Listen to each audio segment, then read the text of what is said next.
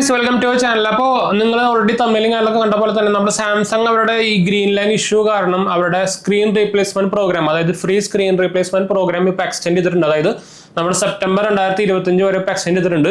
അതിന് കുറച്ചധികം terms and കണ്ടീഷൻസും അതുപോലെ തന്നെ സെലക്ടഡ് മോഡൽസുകളൊക്കെ അവർ പറഞ്ഞിട്ടുണ്ട് ഓൾറെഡി.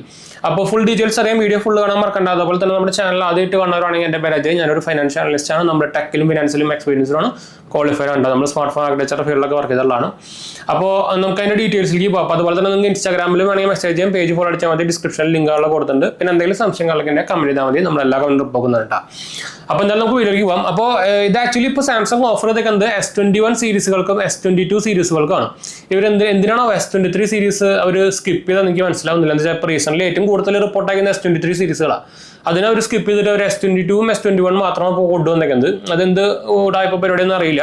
പിന്നെ ഇതിൽ കുറേ സംഭവങ്ങളുണ്ട്. അതായത് പിന്നെ ഒരു ബെനിഫിറ്റ് ഉണ്ട്, അത് വേറെ കാര്യം, നമുക്ക് വഴിയെ പറയാം. ഈ S21ഉം S23 സീരീസും നിങ്ങളുടെ ഫോണുകളുണ്ടല്ലോ, കംപ്ലൈന്റ് വരുന്ന ഫോണുകൾ വാട്ടർ ഡാമേജ് പാടില്ല, അതുപോലെ തന്നെ ഫിസിക്കൽ ഡാമേജ് പാടില്ല. അതുപോലെ തന്നെ നിങ്ങൾ ഫസ്റ്റ് പർച്ചേസർ ആയിരിക്കണം, അതായത് ഫസ്റ്റ് ഓണർ ആയിരിക്കണം ഫോണിന്റെ വിത്ത് ഇൻവോയ്സ് കമ്പൽസറി ആണ്, അതായത് ബില്ല് കമ്പൽസറി ആണ്.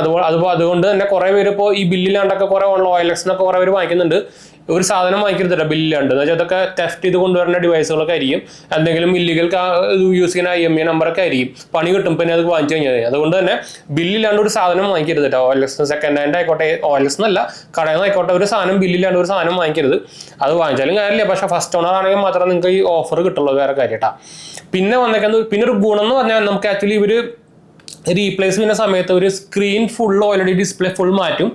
അതിൻ്റെ കൂടെ ബാറ്ററി കിറ്റും കൂടുതൽ മാറ്റും എന്നാണ് പറഞ്ഞത്. അപ്പോൾ അതുകൊണ്ട് തന്നെ അതൊരു പ്ലസ് പോയിന്റ് ആണ്. വെച്ചാൽ നിങ്ങൾക്ക് ഓൾറെഡി പഴയ ഡിവൈസ് ആകുമ്പോൾ ബാറ്ററി എന്തായാലും ഡ്രെയിൻ ആയിട്ടുണ്ടാവില്ല. അപ്പോൾ അത് പുതിയ ബാറ്ററി ആയിട്ട് കിട്ടും. അപ്പോൾ ഓവറോൾ നോക്കുമ്പോൾ ഒരു പുതിയ ഫോണായിട്ട് കിട്ടും. ഇതിൽ നമുക്ക് കയ്യിൽ നിന്ന് ക്യാഷ് പോകുന്നത് നമ്മുടെ ലേബർ ചാർജ് മാത്രമാണ്, 595 രൂപ, ഓൾമോസ്റ്റ് ഒരു 600 രൂപ റേഞ്ചിൽ വരും. അതും പക്ഷേ നഷ്ടം തന്നെയാണ്. പക്ഷേ ഇവർ ബാറ്ററി മാറ്റുന്നതുകൊണ്ട് നമുക്കത് വേണമെങ്കിൽ വലിയ നഷ്ടമില്ല എന്ന് വേണമെങ്കിൽ പറയാം. വെച്ചാൽ സ്ക്രീൻ നമ്മുടെ ഇതുകൊണ്ട് വന്നൊരു ഇഷ്യൂ അല്ലല്ലോ. എന്താ വെച്ചാൽ അത് ഒരു ഫുള്ളി ഫ്രീ ആയിട്ട് ചെയ്യേണ്ടതാണ്, ലേബർ ചാർജ് ഒന്നും എടുക്കാണ്ട്.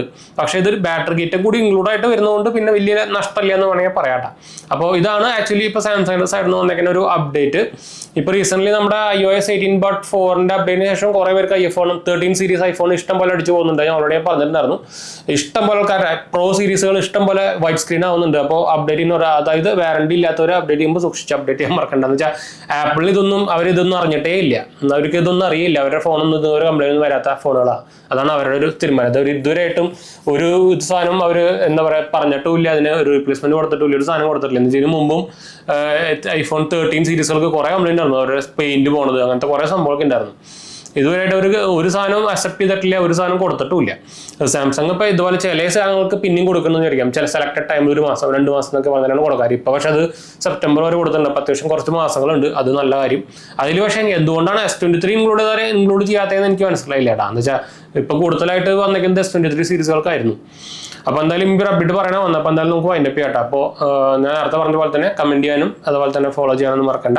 അടുത്ത വീഡിയോ കാണാം.